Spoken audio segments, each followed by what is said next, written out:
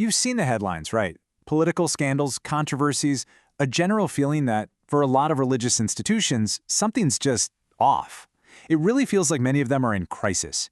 But what if the problem isn't what we think it is? What if it's not about a lack of faith, but a total misunderstanding of what religion is even supposed to be for?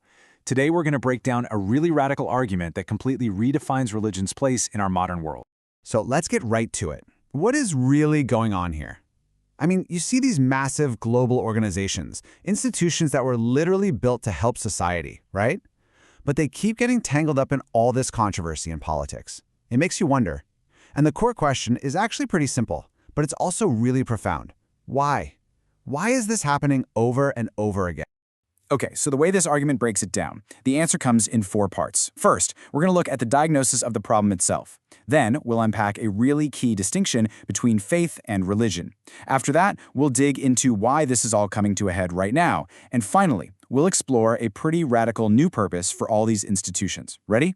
Let's dive in. All right, so let's start with part 1, the diagnosis. What's the core issue here? What's actually gone wrong? So the argument goes something like this.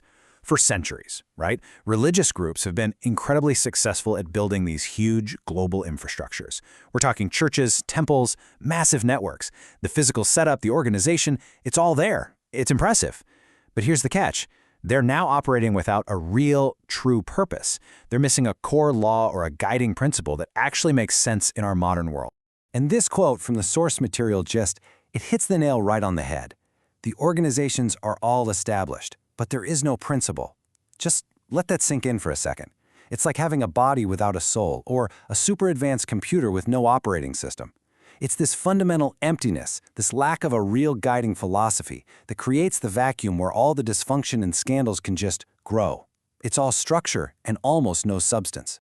Okay, so if the big problem is a missing purpose, then what's the solution? Well, to even begin to answer that, we have to get our heads around a really critical distinction. It's at the very heart of this whole argument. And it's between 2 words we throw around all the time, often as if they mean the same thing: faith and religion.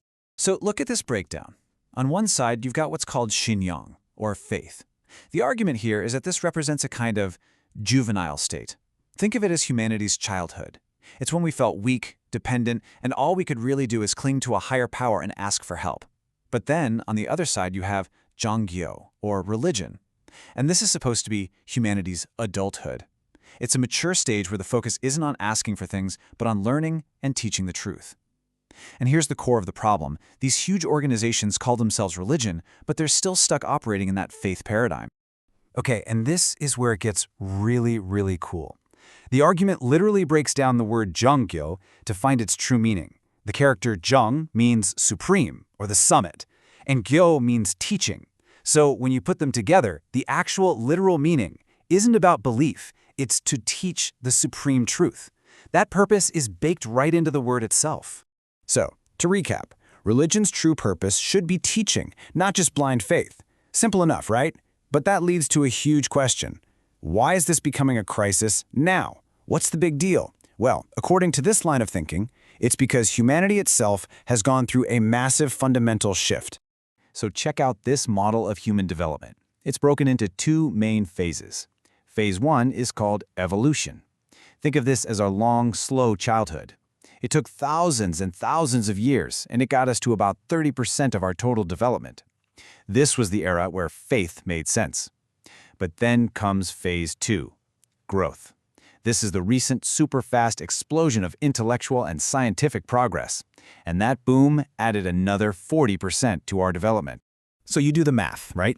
30% from that long, slow evolution, plus 40% from our recent intellectual explosion, and you land on this absolutely critical number, 70%. And the argument here is that hitting 70% maturity is a massive tipping point.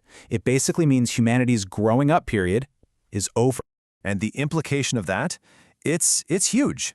It means that, as a whole, we've outgrown the stage where simple, dependent faith was enough. As a species, we're not infants who just need help anymore. We're more like young adults with the brain power and the readiness to actually learn the deeper truths about how things work. To keep operating in that old mode of just asking for help, well, it's kind of like seeing a 25-year-old with a PhD acting like a toddler. It just doesn't fit anymore. And that brings us to the final, and honestly, the most powerful part of this whole argument. If humanity has finally grown up, what's the new job description for religion? And here it is, the ultimate conclusion. The great reformation that's needed right now isn't about new rules or leaders. It's about a complete change in function. These organizations need to stop being places of faith and start being places of education. They have to transform, literally, into schools that teach truth, philosophy, and the fundamental principles of the universe to a global society that is, for the first time, ready to actually get it. So you might be asking, what does that actually look like in the real world? Well, the key takeaway is this massive shift in function. Instead of being just places of worship, they should become something like the great graduate schools for humanity. Their entire purpose would be to move beyond dogma and instead provide real understanding, to guide a society that isn't just looking for comfort anymore, but is genuinely hungry for knowledge and wisdom. And that leaves us with one last and pretty provocative thought to chew on. We've just walked through this radical idea for a new purpose for religion, this huge pivot from faith to education. But this powerful idea, as clear as it is, immediately opens up a massive question for all of us.